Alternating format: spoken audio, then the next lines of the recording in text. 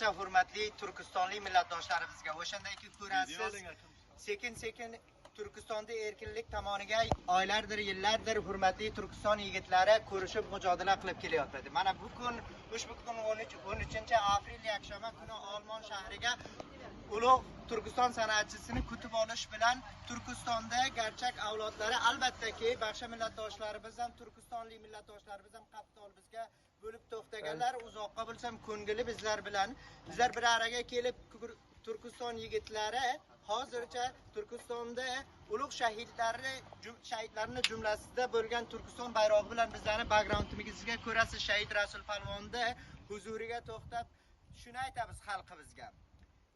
Yashasin Turkiston. Yashasin xalqimiz. Turkiston uchun ko'rishamiz. Turkiston uchun qasam bo'lsin, Turkiston uchun ko'rishamiz. Qasam bo'lsin, Turkistonda shahidlarning qonlarini yerga qo'ymaymiz. Qasam bo'lsin, Turkiston uchun o'limiga ko'rishamiz. Qasam bo'lsin, Turkistonda erkinligi uchun biz hozirmiz. Hurmatli xalqimiz uchun yashasin, yana bir bor Turkiston, yashasin xalqimiz. Var olsun To'ra.